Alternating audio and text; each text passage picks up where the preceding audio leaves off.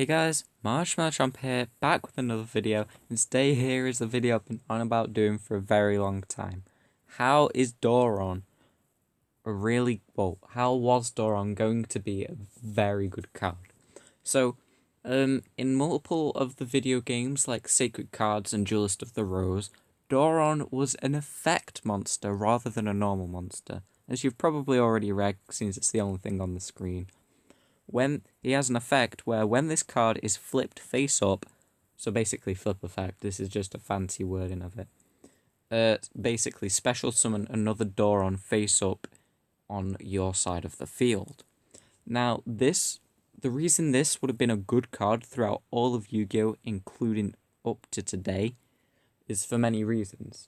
So, let's say at the beginning of the Yu-Gi-Oh, when Exodia decks were a thing, not only would Doron be a very good stall, as it acts as two barricades from attacks, but furthermore, since it pulls the other Doron from your deck, then that means that you're thinning the deck out, increasing your chances of drawing that next Exodia piece. Along with cards like Pot of Greed and Graceful Charity being completely viable cards back then, seems like Forbidden wasn't actually something that was about. It made Exodia decks really easy, and this would have just increased that. And this could have even made it so Exodia decks were that much better that Chaos... I'm not saying Chaos would have failed, I'm not saying that they wouldn't have been the thing, but we could have had some rogue decks that weren't just Chaos, and we could have seen some Doron Exodia play. Now, the only problem with this card being so good throughout all of Yu-Gi-Oh! Is the fact that it would have probably been banned at some point. Because when we get into the more fusion-based era of like Yu-Gi-Oh! GX and that sort of stuff, he's great even then. Because if you think about all your heroes, like your Destiny heroes and your Elemental heroes, they're fusion warrior-based decks. Now, the reason these will have been so good with Doron is because there's so many that are just like an Elemental hero and one Earth warrior or one warrior. So you can already see where I'm going. We always have just an easy to get staple card. Usually in Elemental hero decks, this is something like Destiny Hero Malicious. Whereas if we didn't, we could have something instead which would be Doron. Just a quick +2 on the field with a deck thinning ability too.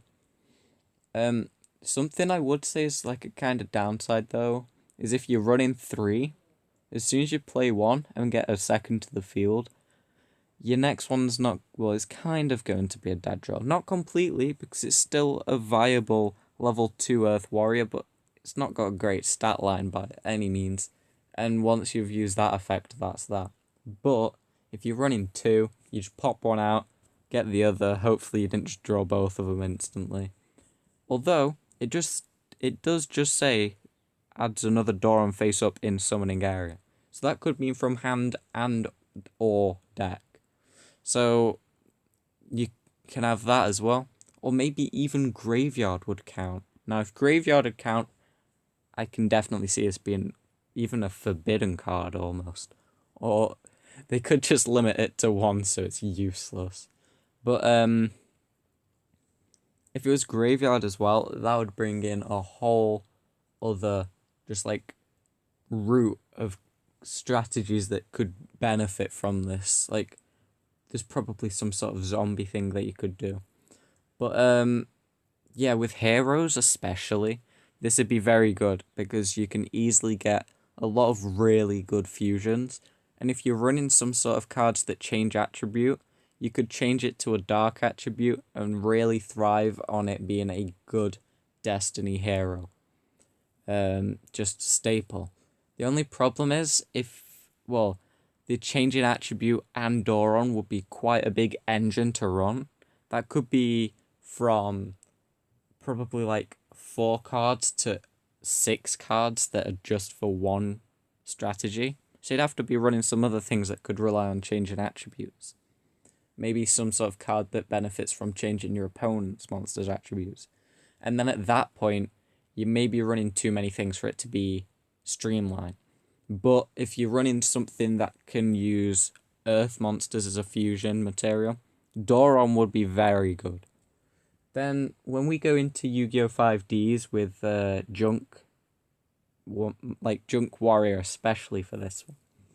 Because if you think about it, right, you have your Junk Synchron and you have Doron. So if you play your Junk Synchron, you don't have to think about this in a specific thing. Just pretend that you've, in a duel, on your field, you've got Junk Synchron. Ignore everything else. You've got a Doron in your hand, and you have a Junk Warrior in your extra deck, and that's what you want to bring out. Okay? So you summon your Doron, use Doron's effect, pull out a second Doron. Not only does this allow you to go into a level 7 synchro, like Junk Berserker or Lightning Warrior, but if you would go into Junk Warrior would gain the attack of the other Doron that you brought to the field.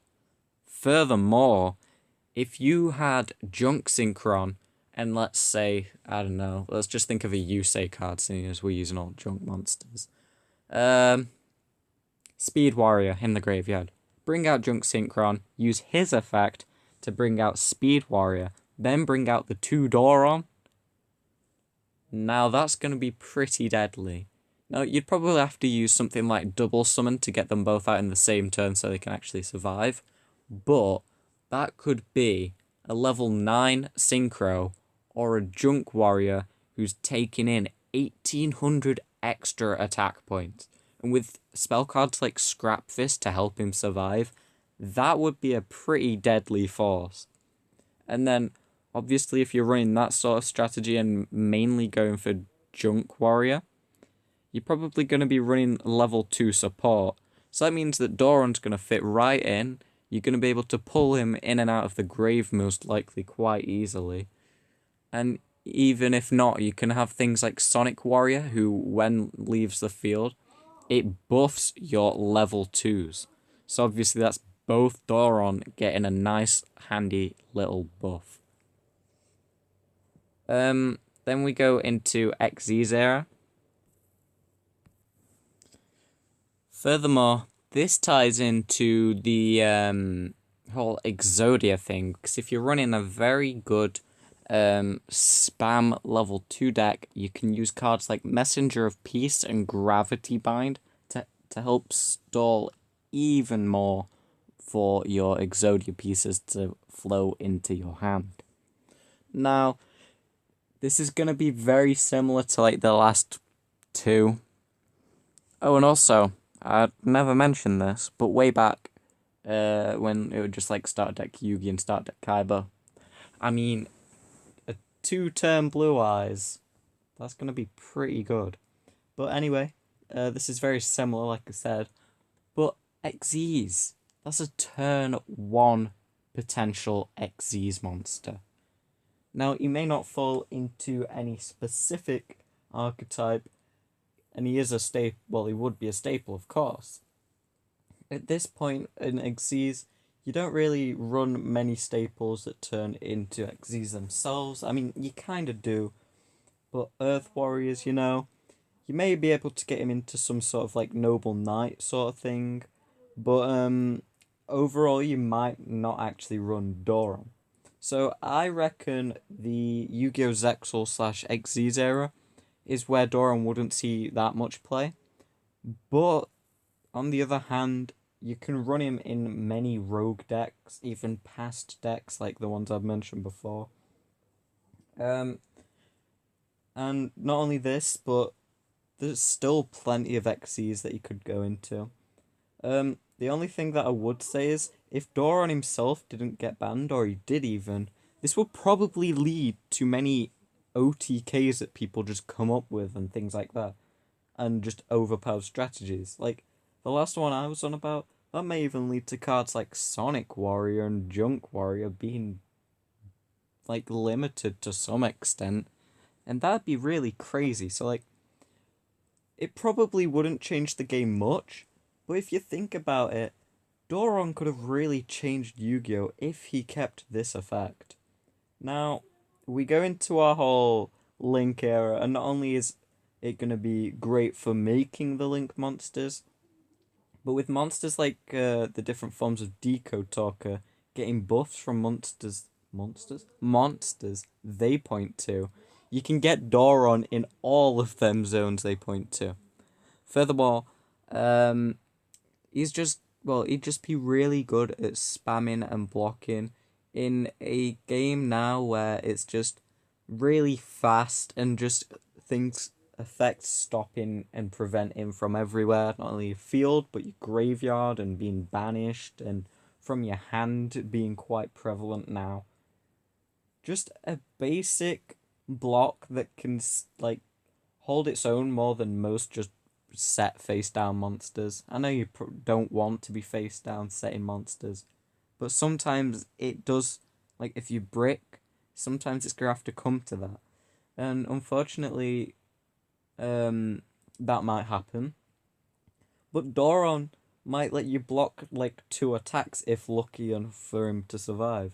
Not only could that block an entire turn's attacks, but it could at least block enough so you could survive next turn until you pull it into something like a, I think it's Nibiru, the meteor dude, or a Raigeki or something, and then you're just sorted, aren't you? So, Doron, and especially in this newer era where turnabouts are really not a rare occurrence, so Doron could have changed the game. I really would like to have seen, or if they could do like the legacy thing, but like they bring Doron in with a new effect. I really want to know how Yu-Gi-Oh would have played out if Doron had this effect. Like, would people have even explored Doron's possible tactics to an extent where he'd see play in locals or even world championships? Or would he just have been a card that people looked over? He might have seen the occasional play that could have been quite surprising, or just one that some kids who were friends just playing, and he might get some play there, and very little apart from that. I don't know. Tell me what you guys think, because I think this could have been a game breaker, but at the same time, I can see many reasons why people wouldn't use this card. And please do like or comment if you want to see other videos like this. By like this, I do mean on other cards' effects, because I think Red Eye's Metal Dragon was actually good. It wasn't just a useless Metal Morph evolution like Zoa and things like that. So, if you'd love to see another, or even just be a bit interested, I don't mind at this point. Like I said, I just want to make videos for you guys. If you guys want something specific, like, hey, make one on another effect monster that's now a normal monster, or a monster that had a different effect, I would love to. There's also a Mushroom Man one in there, I believe. So, I'll see you guys next time. Have a great day. Really hope you enjoyed. I'll see you guys next time. Goodbye.